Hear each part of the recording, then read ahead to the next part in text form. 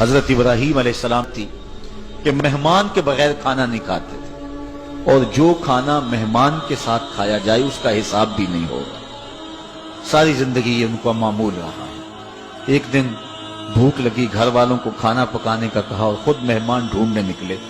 ایک شخص کو جو کہ بوڑھا تھا لے آئے، دسترخوان پہ بٹھایا، کھانا جب لگ گیا اس کو کہا اللہ کا نام لے کے شروع کرو۔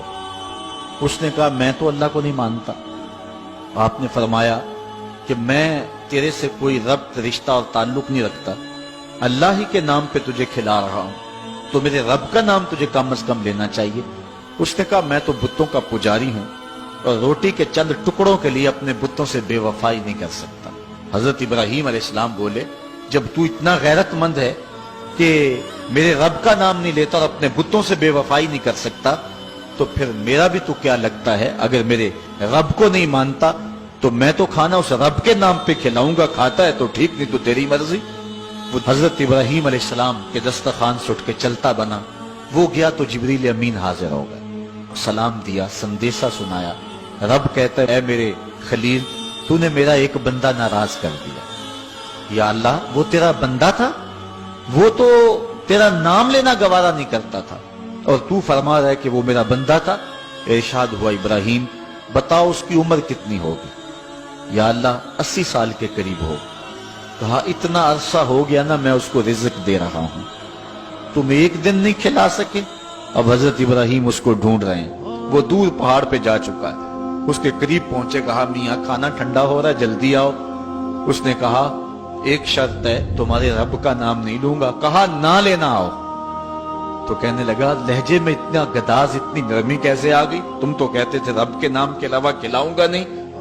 کہا کہ اسی رب کا ہی تو پیغام آیا ہے کہ میں بھی اس کو دے رہا ہوں۔ اس نے کہا اگر تیرا رب اتنا اچھا ہے تو کھانا بعد میں کھائیں گے، پہلے اس کا غلام بنا لے مجھ کو۔ تو وہ رب ہے سب کا، ہمارا حق ہے کہ ہم اس کی پوجا کریں۔ تو اللہ تعالیٰ جل شانہ نے ارشاد فرمایا یا ایھا الناس اعبدوا ربکم، اپنے رب کی عبادت کرو۔ ایک تو وہ تمہارا رب ہے، اور پھر الذی خلقکم، اس نے تمہیں پیدا بھی کیا ہے۔ توجہ چاہوں گا کتنی شان ہے کہ اس نے تخلیق بھی کیا اور پھر اس نے تمہاری تربیت بھی کی۔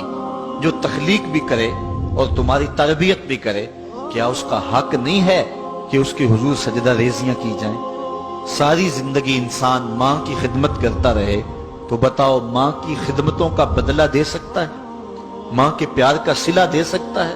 تو انسان جتنی مرضی خدمت کر کے ماں باپ کو راضی کرنے کی کوشش کرے وہ تو راضی ہوتے ہیں، بلکہ نالائق اولاد کے لیے ماں باپ کی دعائیں اور زیادہ ہوتی ہیں۔ تو انسان ان کی خدمت کا حق نہیں دے سکتا۔ ماں باپ کے اتنے حق کیوں ہیں؟ اس لیے کہ ماں نے بیٹے کو جنم دیا، جس نے جنم دیا ہے اس کے اتنے حق ہیں، تو جس رب نے خلق کیا ہے اس کے کتنے حق ہوں گے؟ جس نے تخلیق کیا ہے، دستے قدرت سے بنایا ہے، تو پھر اس کے کتنے حق ہوں گے؟ تو مجھے بتائیے اس شخص سے بڑا بدبخت کوئی ہو سکتا ہے جو اللہ کے حضور سجدہ ریزی نہیں کرتا؟ صبح کے وقت چڑیاں بھی اللہ کا نام لے رہی ہوتی، حشرات الارض بھی رب کا نام پکار رہے ہوتے ہیں، بلوں سے سر نکال کر جانور بھی اللہ کا نام پکار رہے ہوتے ہیں، اور اس شخص سے بڑا بد نصیب زمانے میں کوئی نہیں ہے کہ جو اللہ کی حضور جھکنا نہیں جانتا، جو اللہ کی حضور جو ہے وہ عبادت کا سر نہیں رکھتا۔ وہ رب ہے جو تمہیں پیدا کرنے والا ہے۔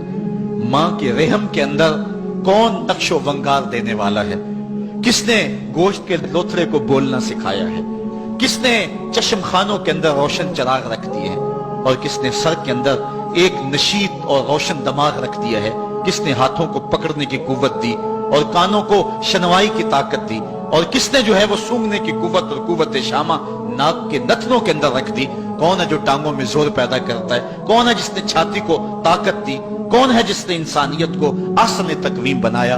انسان، کیا تیرا حق ہے کہ مسجد کے قریب سے تو گزر جائے اور اللہ کا نمائندہ پکار رہا ہو حی علی الصلاۃ حی علی الفلاح، آجا نیکی کی طرف، آجا نماز کی طرف، اور تو جو ہے وہ اس کو سننے کے باوجود گزر جائے؟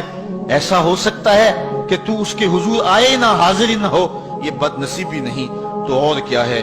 اللہ تعالیٰ جل شانہ ہمیں اپنی عبادت کی توفیق نصیب فرمائے۔